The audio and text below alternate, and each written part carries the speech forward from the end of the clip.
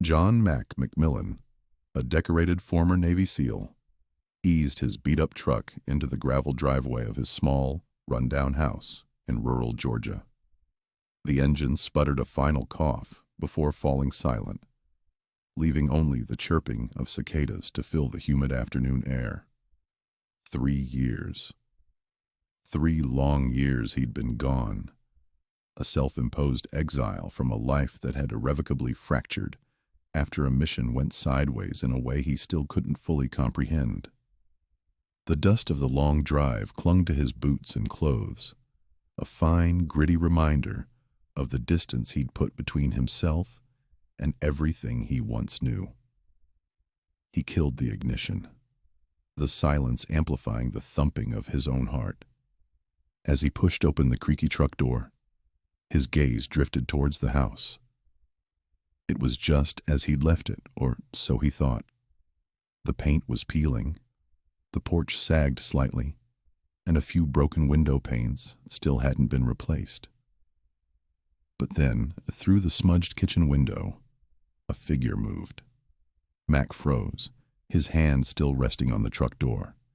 It was Commander Sarah Jensen, his former CO. She was in work clothes, a faded t-shirt and jeans, a bandana tied around her head, dark strands escaping around her temples. She was on her hands and knees, a scrub brush in her hand, diligently cleaning his kitchen floor. Mac's breath hitched. He blinked, wondering if the heat and exhaustion were playing tricks on his mind.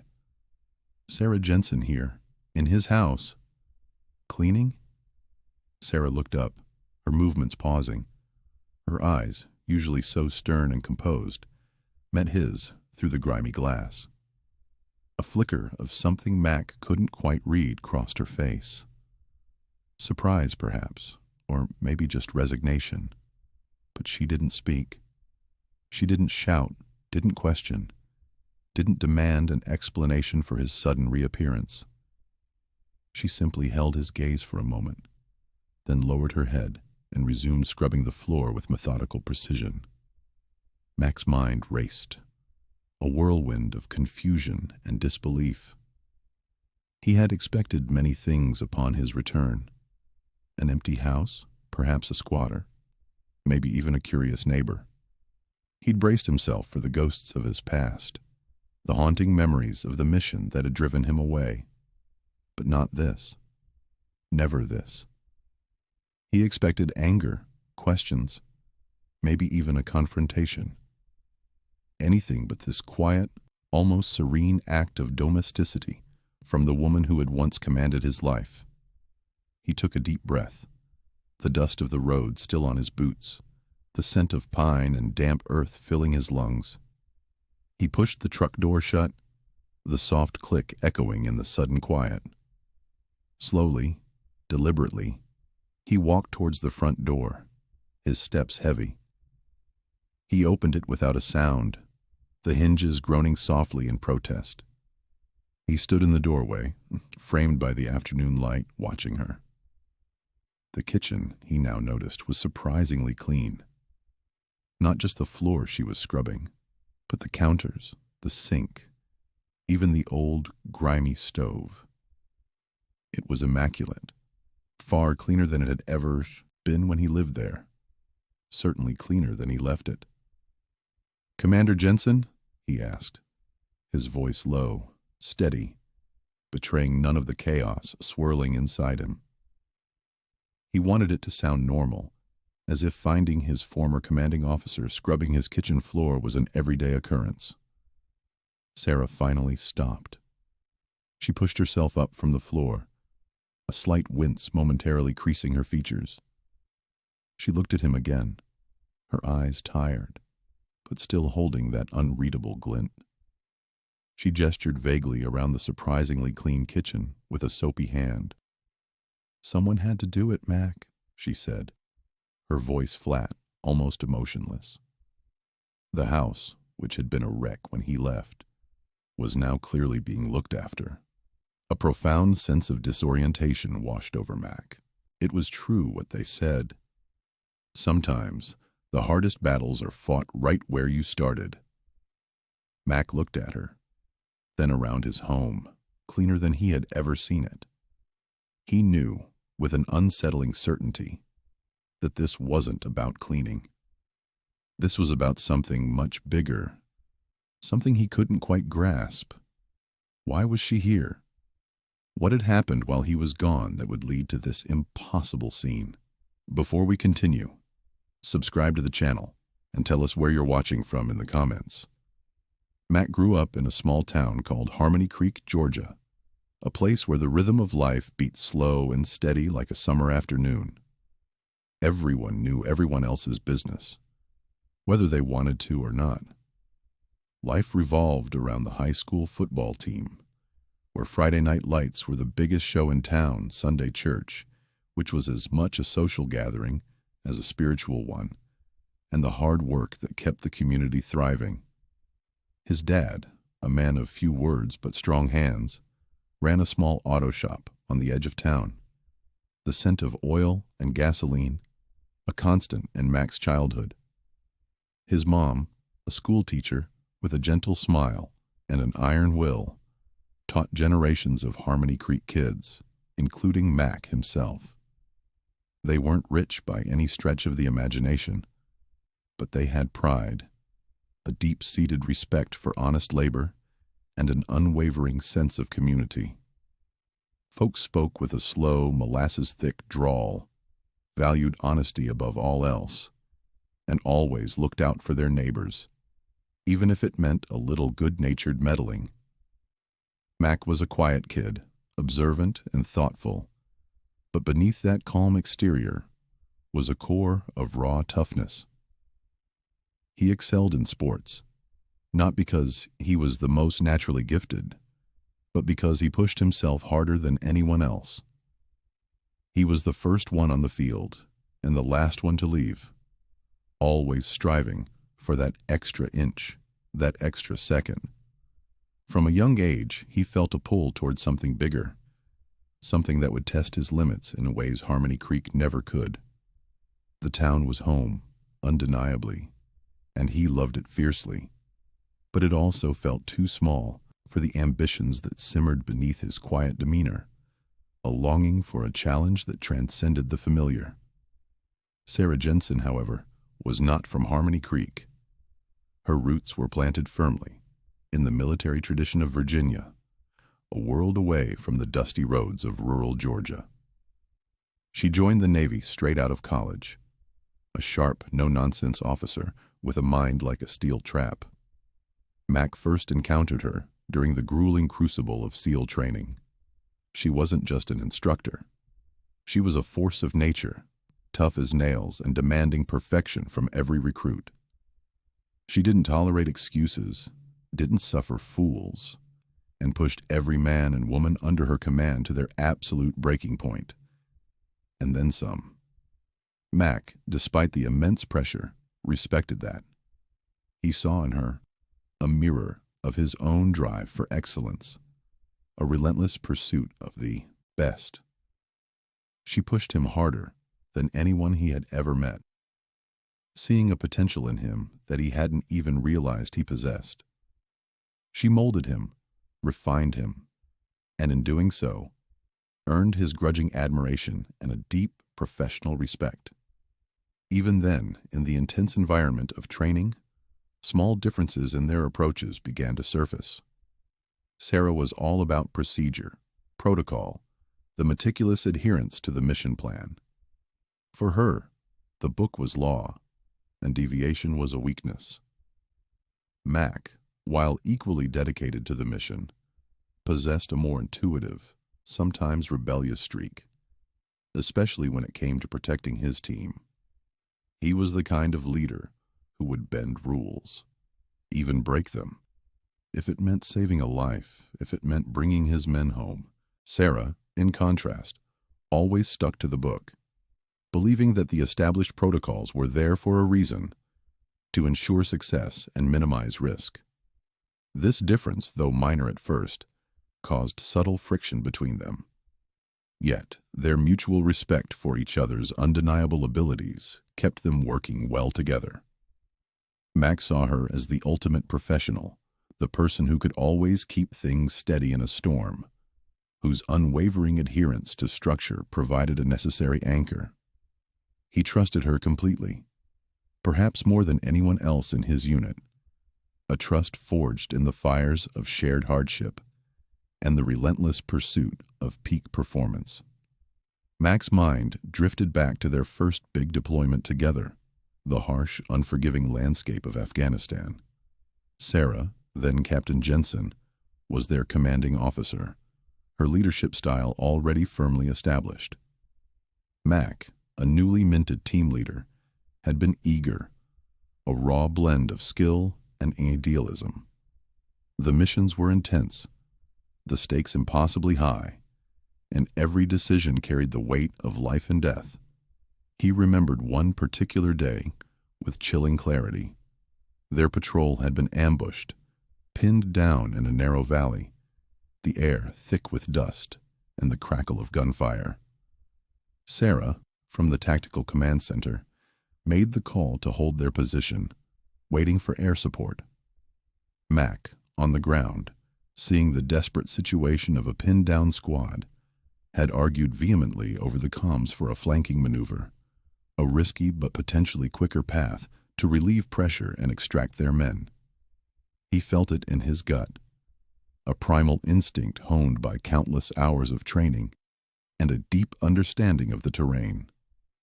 Sarah, however, remained resolute, citing established protocols and the perceived greater risk of Mac's proposed action. They lost 2 men that day, caught in the crossfire before air support finally arrived. Sarah maintained it was the only viable option, the safest course of action given the intelligence. But Mac couldn't shake the gnawing feeling that his plan, unconventional as it was, might have worked, might have saved those lives. The image of those 2 fallen comrades, brothers in arms, haunted his dreams for months. Over the years, a subtle pattern began to emerge, small things that started to add up, chipping away at the bedrock of Mac's respect. Sarah would often take credit for successful operations where Mac's team had done the heavy lifting, the dangerous, dirty work on the ground. In debriefs, she'd meticulously highlight her strategic decisions, her foresight, often downplaying the brutal, boots-on-the-ground execution that secured the victory. Mac, ever the loyal soldier, never complained. He believed in the chain of command, in the collective success of the unit. But each instance was a small, almost imperceptible erosion of his trust. He once suggested a new training protocol, a direct lesson learned from a harrowing combat scenario, believing it could save lives. Sarah had dismissed it curtly, saying it wasn't standard procedure, not by the book. Months later, a strikingly similar protocol was implemented across the unit, presented by Sarah as her own innovative idea, a testament to her strategic brilliance. Mac saw it, felt the sting of it, but swallowed his pride, telling himself that the mission was bigger than his personal feelings. Sarah always maintained a professional, emotional distance from her team, which was expected and often necessary for a commanding officer. But with Mac, it began to feel personal, a deliberate coldness that cut deeper than mere professionalism. After a particularly brutal mission, where Mac had nearly died saving a civilian family trapped in a crossfire, Sarah's only comment upon his return to base was about the lack of adherence to the extraction timeline. There was no word of commendation for his bravery, no concern for his near-fatal injuries, no acknowledgement of the lives he had saved. It felt as though she saw him as a tool, a cog in the military machine, not a human being with emotions, sacrifices, and a life beyond the mission parameters. He began to feel like his immense sacrifices, his unwavering dedication, his very humanity, were invisible to her, completely unacknowledged and unappreciated. The event that ultimately led to Mac's self-imposed exile wasn't just a sudden, dramatic betrayal. It was the culmination of years of these small slights, the growing emotional distance, and the unyielding sense of being undervalued. Mac had always put the mission first, always trusted his commanding officer, even when he harbored internal disagreements. But the constant feeling of being minimized, of his contributions being strategically downplayed, had been building up, a slow, corrosive poison. He started to question if she truly cared about her team, about the lives of the men and women under her command, or if her unwavering focus was solely on her career, her advancement, her pristine record. He still respected her formidable intelligence and her tactical prowess as a leader. He knew she was brilliant.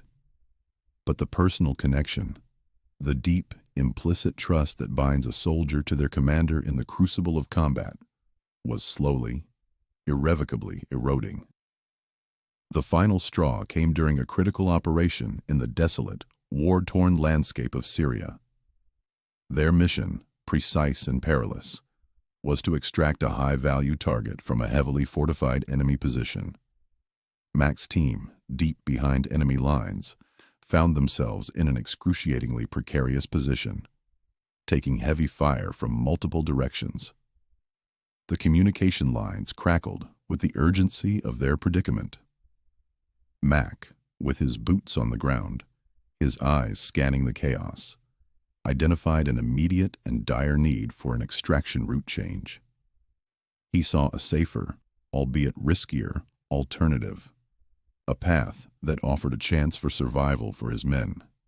He called it in, his voice urgent, but steady, conveying the gravity of the situation. But Sarah, from the sterile confines of the command center, overruled him without hesitation. She insisted they stick to the original, pre-approved plan, a route that Mac knew, with every fiber of his being, was a death trap. She cited intel reliability and mission parameters, rigid protocols that, from her vantage point, superseded the on-the-ground reality. Her voice, devoid of emotion, cut through the comms like a cold blade. The consequences were swift and brutal. The original route was indeed a trap, a meticulously planned ambush that swallowed Mac's team whole. The firefight was intense, overwhelming, a maelstrom of bullets and explosions. Mac fought with the ferocity of a cornered animal, but it was futile. He watched, helpless, as his brothers in arms fell around him. He was the only survivor, pulled from the wreckage, severely injured, both physically and mentally scarred. He carried the crushing weight of his fallen comrades, a guilt that festered deep within him, knowing that his warning, his desperate plea, had been ignored, deemed less important than adherence to a predetermined plan. While recovering in a military hospital, his body riddled with shrapnel and his mind haunted by the faces of his lost team, Mac confronted Sarah. He sought not an apology, but understanding and acknowledgement of the catastrophic error. He laid out his concerns, detailing, with painful clarity, how her decision to prioritize procedure over the immediate reality of combat had cost lives. He implored her to review the mission, to learn from the mistakes, not for his sake, but for the sake of future teams who would face similar, impossible choices. He wasn't asking for vindication, merely an acknowledgement that things had gone horribly wrong and that they needed to do better, to adapt, to prevent such tragedies from ever happening again. He looked her in the eye, his voice raw with grief and conviction, and told her, "Commander, we lost good men because we didn't adapt. You need to see that." Sarah listened, her face an unreadable mask, betraying no emotion. Then, with a chilling detachment, she dismissed his concerns. "McMillan," she stated, her voice flat, "you're injured, and your judgment is clearly clouded by emotion. Every decision made was by the book. The enemy was unpredictable. "You're a soldier, not a strategist. Get some rest." She effectively blamed the enemy for their tactical brilliance, and Mac for his emotions, for daring to feel the human cost of her decision. There was no empathy, no hint of regret, only a reinforced belief in her own infallibility. This cold, dismissive response solidified Mac's gnawing feeling that she cared more about protecting her pristine record, her career trajectory, than the lives of the soldiers under her command. That moment in the hospital, witnessing her utter lack of remorse, her unwavering self-preservation, was the decisive breaking point. Mac knew, with absolute certainty, that he couldn't serve under her command any longer. He couldn't trust her with his life, nor with the lives of any future team he might lead. He knew he had to leave, not just the unit, but the military entirely. It wasn't just about his anger, his personal vendetta. It was about preventing future tragedies, about protecting other soldiers from the same fate. He resigned, his military career ending abruptly, leaving him a broken man, carrying the immense weight of his team's deaths and the profound indifference of his commanding officer.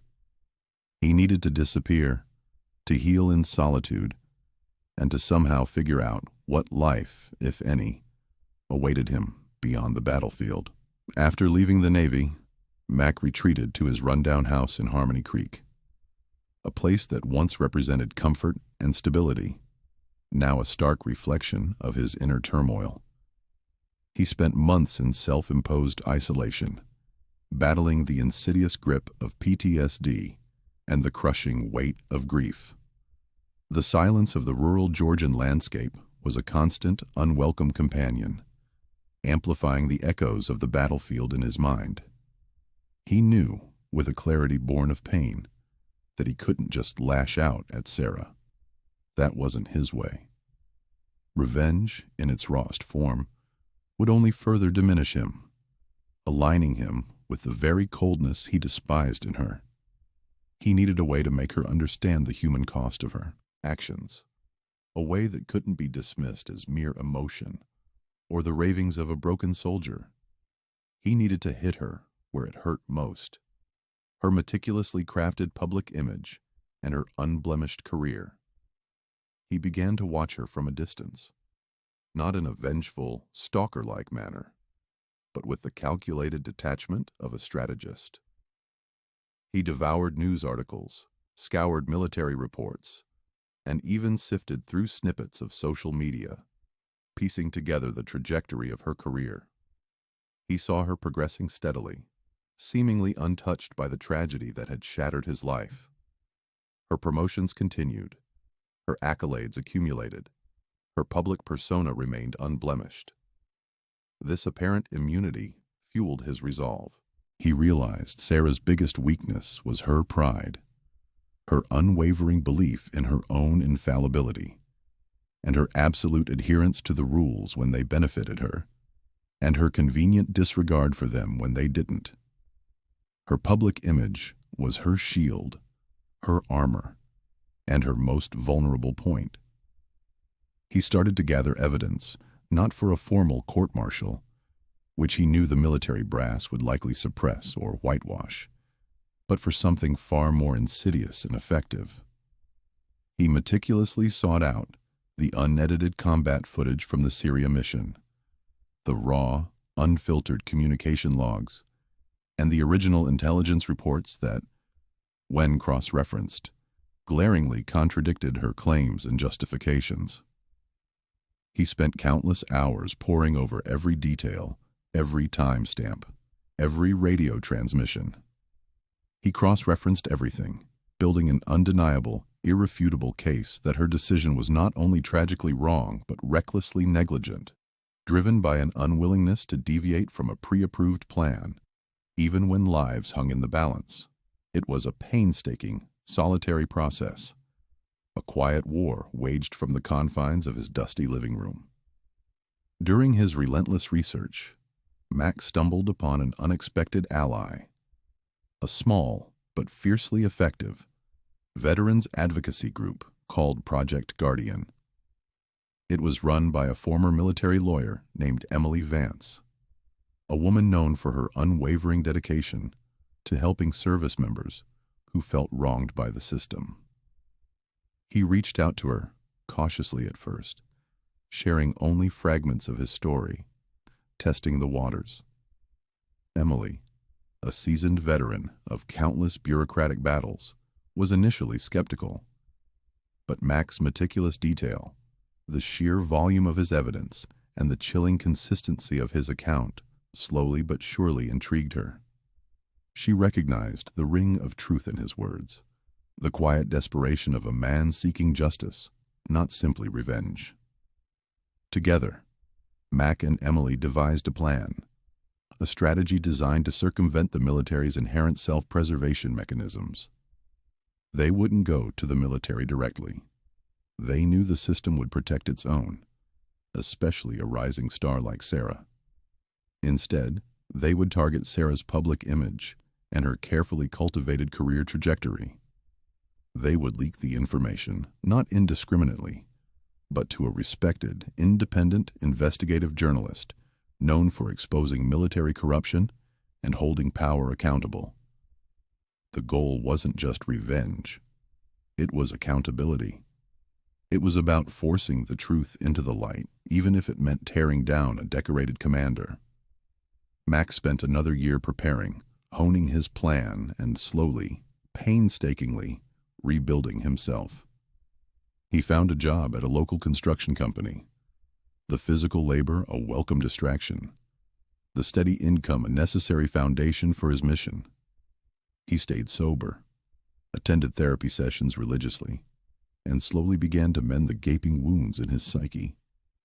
He learned to channel his anger, his grief, and his sense of injustice into a singular, unwavering purpose. He knew the plan would be fraught with risk, but he also knew, with absolute certainty, that he couldn't live with himself if he did nothing. He waited patiently for Sarah to reach a critical juncture in her career, a moment when her fall would be most impactful, forcing the military to acknowledge the truth they had so eagerly suppressed. He chose to act when he heard she was being considered for a prestigious, high-profile command position, a role that would elevate her even further, making her a symbol of the very system that had failed him and his men. Mac, now stronger, his resolve, forged in the fires of grief and silent determination, pulled his beat-up truck into his driveway. 3 years had passed since he'd last set foot on this property. 3 years since he'd driven away a broken man. The familiar sight of his run-down house, a symbol of his retreat from the world, was now intertwined with the culmination of his meticulously crafted silent plan.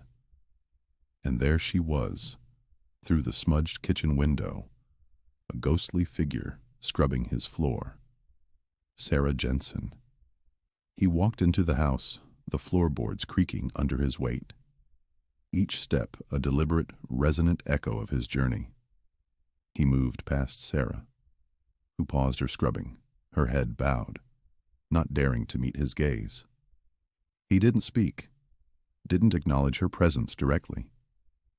His destination was clear, his small, dusty office, a room that had remained untouched, a shrine to his past and the birthplace of his future. He reached for a worn cardboard box tucked away on a shelf, its contents the very instruments of his long-awaited reckoning. Inside, nestled amongst old letters and forgotten photos, were the tangible proofs of his mission, copies of the leaked documents, the damning combat footage analysis, and the news articles that had finally broken the story, shattering Sarah's carefully constructed world. Sarah, hearing the rustle of papers, the soft thud of the box, followed him, her movements slow, hesitant. She stood in the doorway, a shadow of her former authoritative self. Her eyes, drawn by an invisible force, landed on the headlines emblazoned across the newspaper clippings Mac held. Her face, usually so composed, so unreadable, drained of all color, turning a ghastly pale. "What have you done, Mac?" she asked, her voice barely a whisper, thin and reedy, devoid of its former command. The words hung in the air, laden with a mixture of fear and dawning comprehension. Mac turned to her, his gaze steady, unwavering, holding none of the anger or resentment she might have expected. Instead, there was a profound weariness, a quiet certainty. "I did what you couldn't, Commander," he replied, his voice low, devoid of triumph. "I made sure the truth came out." He began to explain, his words precise, measured, outlining the intricate web he and Emily Vance had woven. He detailed how he had meticulously leaked the information to the investigative journalist. Not just any journalist, but the very one who had exposed a major cover-up involving Sarah's past unit. That previous scandal, though unrelated to Mac's ordeal, had already cast a long shadow over her career, leading to her being quietly sidelined. Her ascent within the military hierarchy abruptly stalled. The public outcry from Mac's carefully orchestrated leak, coupled with the existing stain on her record, had created an undeniable, irresistible force. She wasn't just passed over for the prestigious promotion she had been vying for. She was presented with an ultimatum: resign quietly, or face a public, career-ending investigation that would ruin her entirely, tearing down every last shred of her reputation. Sarah, her shoulders slumped, the weight of her unraveling career pressing down on her, finally broke. The steel facade she had maintained for so long crumbled, revealing the raw vulnerability beneath. "They gave me a choice, Mac," she confessed, her voice thick with defeat. "Resign or be investigated, and they froze my pension until I could prove I was rehabilitated. My family, they're struggling. My son needed surgery. I had no options." Her eyes, now filled with a desperate, pleading look, met his. "Emily Vance. She told me about a program. Project Guardian helps veterans in need, but it has a condition. You have to give back to the community directly, and she suggested you. She said you needed help, and I owed you." Mac looked at her, truly looked at her, not as the cold, unyielding CO who had once ruined his life, but as a humbled woman, brought to her knees by circumstance and consequence.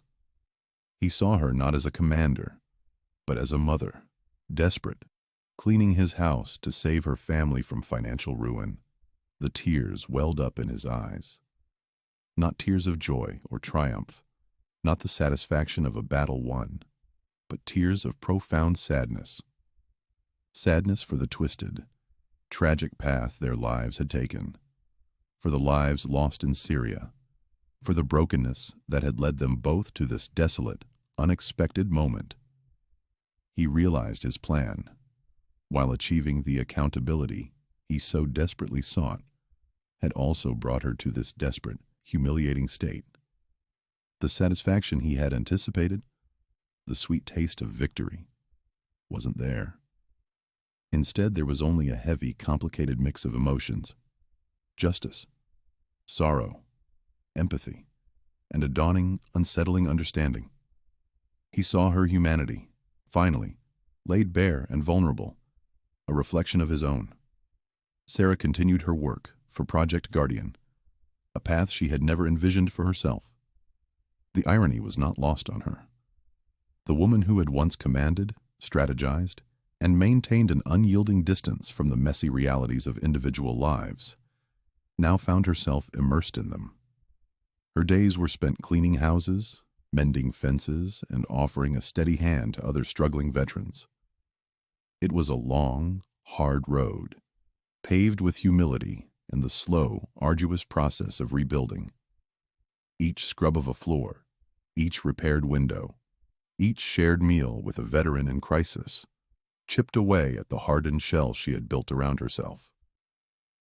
She began to understand the true meaning of service, not in the sterile glow of a command center, but in the grime and grit of everyday struggle. She learned accountability, not through a military tribunal, but through the direct, unvarnished feedback of those she was helping, and the quiet, persistent voice of her own conscience. Mac, with Emily Vance's unwavering support and the resources of Project Guardian, channeled his own profound experiences into a new purpose. He established a small nonprofit in Harmony Creek, aptly named Second Chances, dedicated to supporting veterans battling PTSD and other combat-related traumas. His rundown house, once a symbol of his retreat, transformed into the organization's headquarters, a beacon of hope for those who felt lost and forgotten. He rebuilt it, not just physically, but emotionally, infusing it with a new spirit of healing and community. He shared his story, his pain, his journey, using his own vulnerabilities as a bridge to connect with others. He found a profound sense of peace and service, not in the chaos of combat, but in the quiet, painstaking work of healing shattered lives. Mac and Sarah never became friends again. The chasm of their shared, painful history, too deep to fully bridge. The scars of the past, though slowly fading, remained. Yet a new, quiet respect blossomed between them. They would sometimes cross paths at Project Guardian events or at local veterans gatherings. Their interactions were brief, often just a nod, a silent acknowledgement of their intertwined fates. It was a mutual understanding, a recognition of the complex and often brutal forces that had shaped them both. There was no need for words. The weight of their experiences spoke volumes. They were two individuals who had been broken by the same system, one having caused the fracture, the other having endured it, both now trying to piece themselves back together in their own ways. The story ends with Max standing on the newly built porch of his house, now a vibrant hub of activity, a testament to resilience and hope. He looked out at Harmony Creek, the small town that once felt too confining, too small for his ambitions. Now it felt like home again, a sanctuary where he could truly make a difference. He understood, with a clarity that only years of pain and profound introspection could bring, that true strength wasn't about winning battles in far-off lands, nor was it about maintaining an unblemished record. It was about something far more fundamental: owning your mistakes, finding the courage to forgive, and the relentless, often messy process of rebuilding.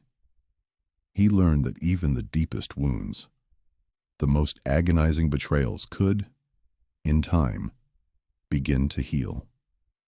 The reason Sarah was cleaning his house was a painful, visceral reminder of her fall, a stark symbol of the consequences of her past actions. But it was also a testament to the complex, messy, and ultimately human process of finding redemption, not in grand gestures, but in the quiet, humble acts of service.